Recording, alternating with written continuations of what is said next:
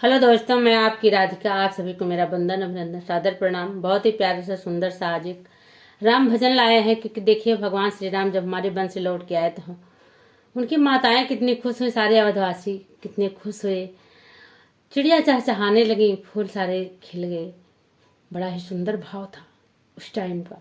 तो सुनिए आप लोग, कितना सुंदर था, कैसे कैसे क्या हुआ, आप लोग गीतों के माध्यम से सुने। और यदि अच्छा लगेगा तो कमेंट बॉक्स में ज़रूर बताइएगा। प्लीज़ आप लोग सपोर्ट करिएगा और पूरा सुन के ही कमेंट करिएगा यदि अच्छा लगेगा तो आप लोग गीत सुनिए।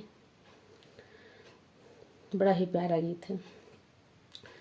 देख सखी रामा लौटी आए बन से, देख सखी रामा लौटी आए बन से, देख सखी रामा हर लौटी आए बन से, लौटी आए बन से, लौटी आए बन से, देख सखी रामा लौटी आए बन से, देख सखी रामा लौटी आए बन से।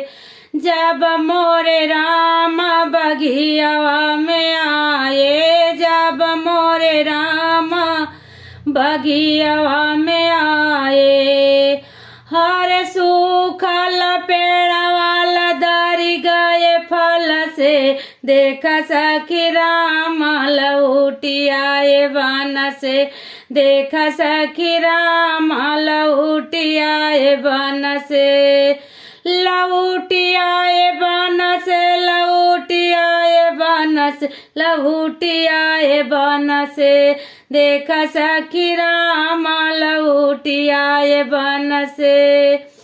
जब वही राम कुआनवा पे आए, जब वही राम कुआनवा पे आए, हर सूखल कुआं उमड़ गए जल से, देख सखी राम लौटी आए बन से, देख सखी राम लौटी आए बन से, लौटी आए बन से, लौटी आए बन से, देख सखी राम लौटी आए बन से।